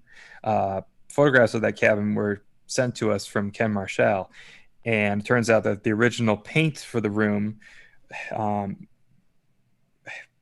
underneath a layer of beige, I believe it was, what was this green paint. It doesn't look like that in black and white photographs, but indeed this room was green and white with the mask on the side. So it's quite a surprise. Some of these, you don't expect that, but yes, it's a lot to look at right there. This next room, much more sensible. What is this? It's all set. It depends on your taste. I think this one's a little plain. We saw Rose's room earlier. Now it's time to see her fiance's room. My fiance. Yes. Or if you really want, this is Bruce Ismay's room. Yeah, my fiance is better. Yes. Cool. Let's keep moving through. There's only a couple more. This one, great room, terrible bed design, it looks like. I would have gone with a different color. Leave the Dutch alone. I am Dutch. No, this is a modern Dutch cabin on sea deck. This is very popular in Titanic photos. Cool. Oh, yeah, I think I've seen it. All right, these last few, I'll just speed through these guys. These are the a step behind those even. These are still in SketchUp. These are still in SketchUp, and they're not as pretty because now they're not Geo's work. Now you're looking at something that I did. So, yeah, of course. Yeah. So this is sorry, I'm looking at our private chat and corrections. So authenticity is a big thing for us, and if there's a small little fix that needs to happen, we might leave it alone because we don't want to go back and take like hours and days and weeks to fix a radiator that's half an inch misaligned or something. But when it came to something that's quite extensive and large, like the fact that on an iron plan of E deck, the entirety of Scotland Road happened to be steel versus instead of wood, we were like, oh dear, Scotland Road is completely different than what we have in the original demo. It's time to go back and switch it out, and that's what we discovered. So right here, this is Scotland Road. This is what Scotland Road, we believe, actually looked like. It had a different paint job. It had steel on both sides of the road, the wooden deck there. And if you go to the next image, James, you'll see that there's actually a handrail on the outboard side of the road, and where it's actually where the wall is still, the bulkhead's steel. There's gutters on the other side because they had to wash the deck, so it makes sense that this is a steel on the other side. There's a lot more detail, as in there's props on the other side. There's electrical fuse boxes by the doors for the crew quarters. There's switches underneath the lights on the bulkheads. The doors are different. We figured this out based on not just deck plans of Titanic only because there's so few of those, but photographs of different ships of the era and Queen Mary and everything. It had to be a totally different redesign, and we thought it was just too much for this space. They were like, all right, just do a quick redo of this. And it's actually a lot cleaner because the space before were these wooden bulkheads that had a lot of triangles and polygons. Now it's flat steel. It's more efficient too, so it won't be too difficult to put in. Okay, next picture. It's only two.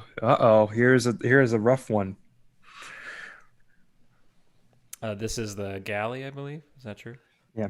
This is the galley. Yeah, the galley and the pantry. So yeah, the tough space, lots of equipment going in, just to show you like one of the areas that were fleshed out a bit more during the last year. This is just an area that I've further researched into. You had to use a lot of ships to figure this area out. Aquitania, ships the area, ships the age. And Gio and I use SketchUp. That's just a program that we grew up with, I guess. We've hired. This is a comment that I'm making based on earlier things we talked about in our criticism. We've now hired professionals who work with industry standard programs to help us out. So once we've finished certain aspects of our SketchUp models, we're gonna get them ready for the proper programs to put them into Unreal. Cool. And then this last picture is this last one. We've gone from D deck, where the culinary staff work, up to where the officers would work, and I think this is a little bit aged behind because I'm looking at some cabin-ish stuff, maybe. But yeah, it's officers' quarters. You can see there that this is just, it's, areas are getting filled out. This area is still on the wreck to a point. I just wanted to show you all what it looks like, what's going on with it. And yeah. Cool. Just to show you some of the stuff that's been going on. 2020, again, these are models that Gio was always working his butt off. I was working my butt off.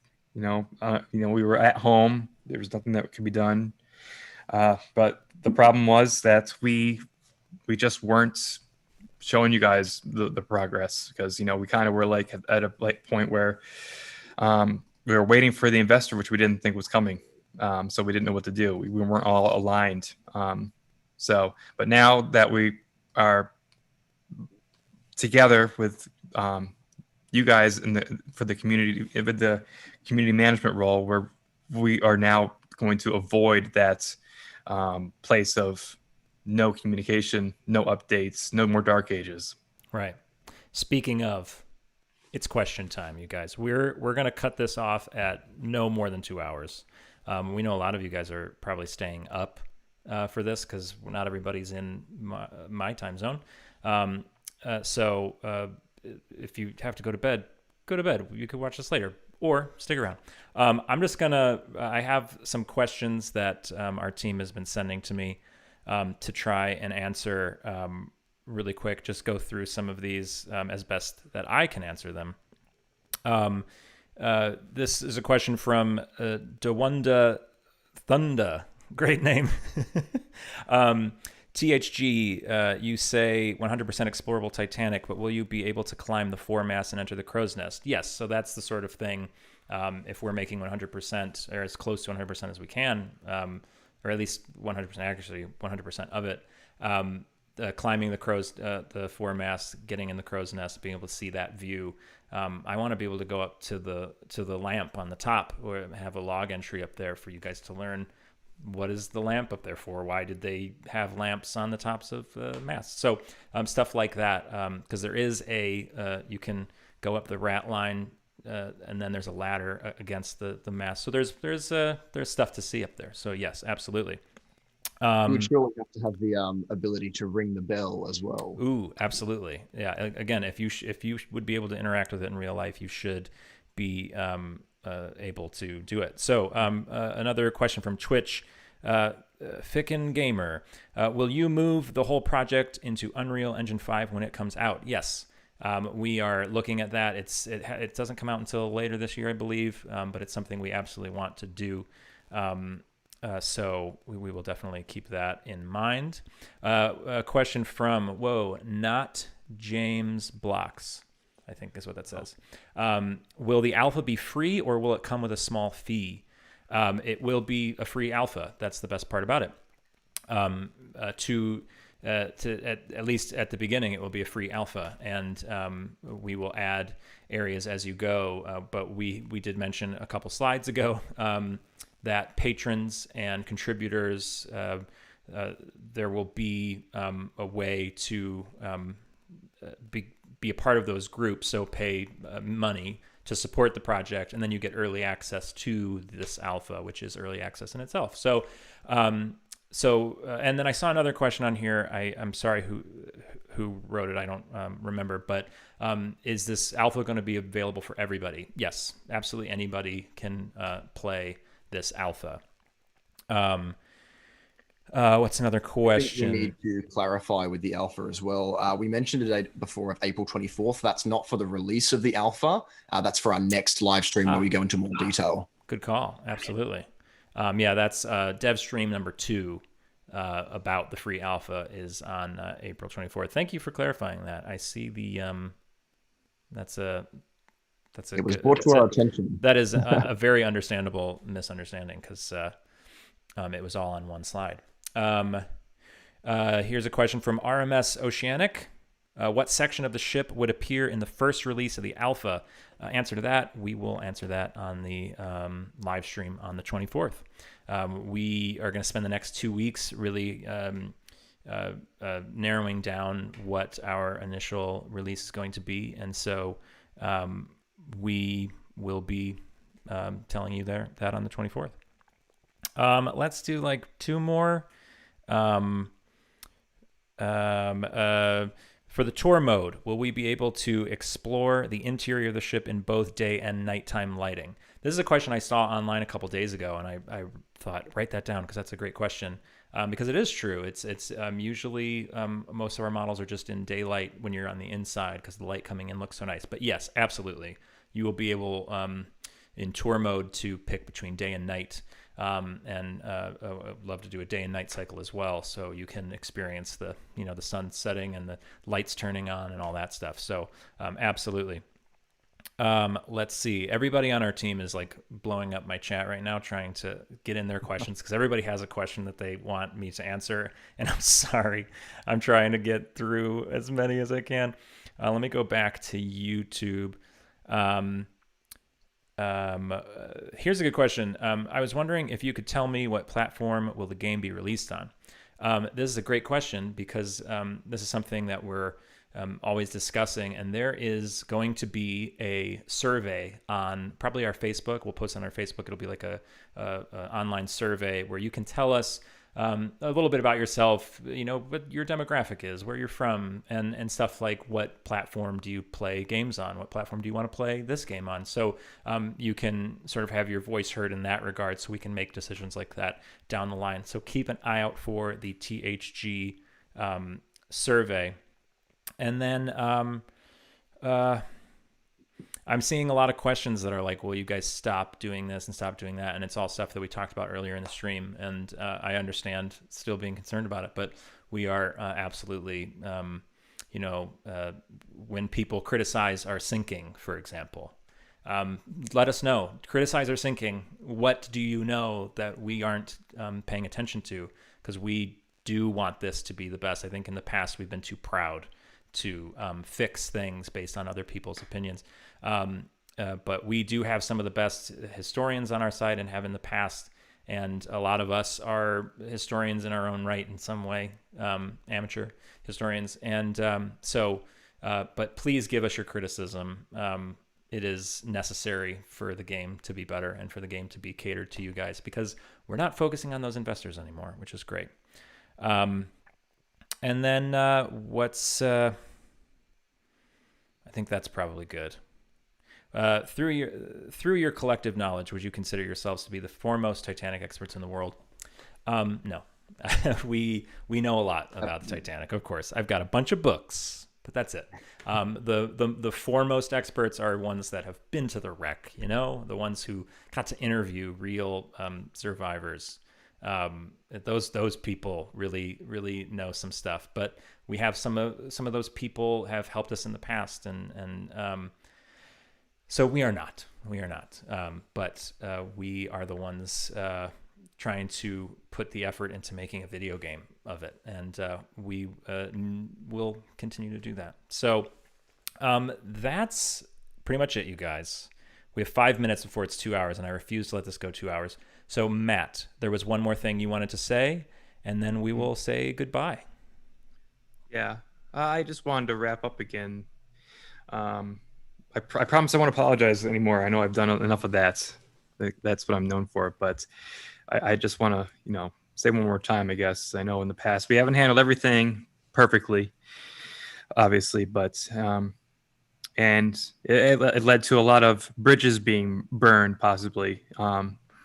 And as a result of this, we want to restore some of the old connections and renew relationships with individuals and organizations alike. I want to emphasize right here that other Titanic-related projects are not our competition or enemies. I said before, we're all part of the greater Titanic community, and I fervently believe that the whole is stronger than the one, or something Spock-like. I'm not sure. We are all in the same ship, and we should stick together. So if someone wishes to have our assistance, we'll see how we can help out. And now that we're finally holding the stream and we're about to finish it, I'm going to be able to contact a lot more people, and many, it seemed like 100, but there probably wasn't, but many Titanic fans and historians and people I hadn't heard from in years. People are messaging me right now. Have been messaged me for saying giving their well wishes of support. And I couldn't contact them back, and that support was overwhelming and humbling. And I just want to let you guys know, and watching, how grateful we are for the support once more. So thank you. I want to let you all know that we're going to, right after the stream, I'm going to put up on our website a little graphic based on our contributions. I was going to give a breakdown of our entire thing, but we're going to run out of time, and I think it's best if it's put on our website and there for you all to see and go to and be able to look at in closer detail too. Great. Chris, do you want any parting words as you go make breakfast after this? Make breakfast? I think I'm going to buy breakfast. It's too absolutely. late. I'm going to go out and eat something soon. But yeah, thank you everyone so much for your support throughout the years. I know that we have disappointed you to some degree. But we want to be better for ourselves. We want this game for ourselves more than anything else. That's why we started it. So we will finish what we started. Absolutely. I'll pull this all up for our little goodbye here. And as I said earlier, talk is cheap, and we really want to prove ourselves here, especially myself, because all I've ever done is give you a bad British accent. So I'd like to prove myself, and as your new creative director, I hope you guys will have me and all our new team members, because like Chris just said, we want this game for ourselves because we are all still Titanic nuts. I mean, why would I go through the effort of building this guy that lights up, for God's sake? I mean, we're all very much into Titanic, and we want this game just like you guys do. So I hope this got you guys excited. I do want to answer one question that was sent to me.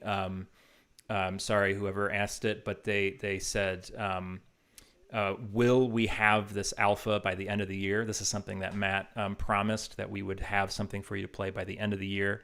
And let's close live stream by saying, yes, in 2021, this alpha will be out, and you guys will be walking the decks of Titanic with us, and we're so excited about that. And the only reason I know I can say that is because Kyle was the one who sent it to me, and if Kyle says it's good, then Kyle says it's good. Right. So that's it for our first live stream of our new era of THG. Wait, I have to say one more thing I forgot. Go ahead. Today is April 10th, 2021. I want us to remember why we're all actually here today doing this. Absolutely. Yeah, I don't want that to go. I don't want that to get overshadowed by our petty squabbles, criticisms, whatever. I know we're making a video game, and sometimes we lose. I think we lose sight of the real picture here.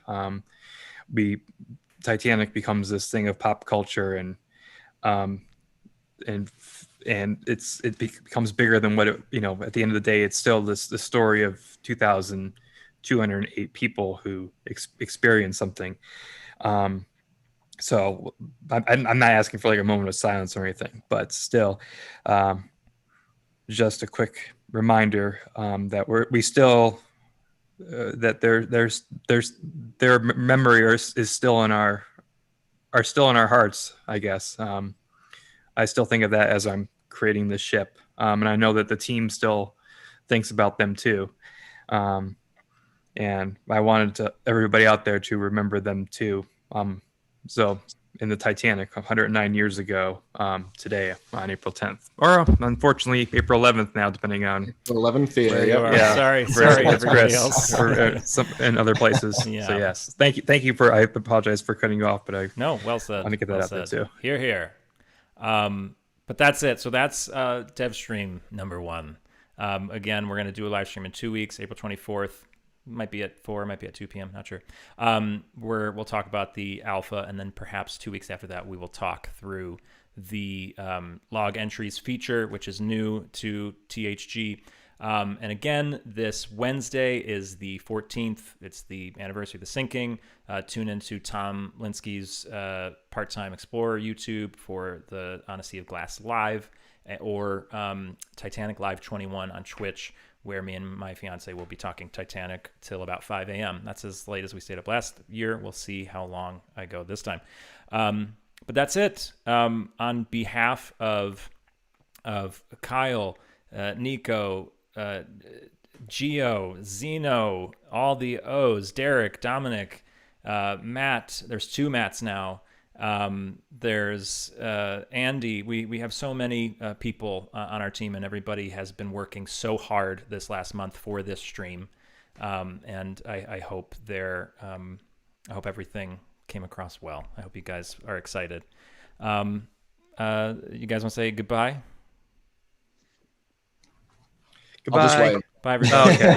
No, again, Goodbye. thank you. Thanks, everybody, for your patient support and everything you've given us throughout the years. And I don't want to go into another spiel. Yeah. But I hope you have a good weekend. Yeah. And stay safe out there, everyone. Absolutely. Take care, everybody.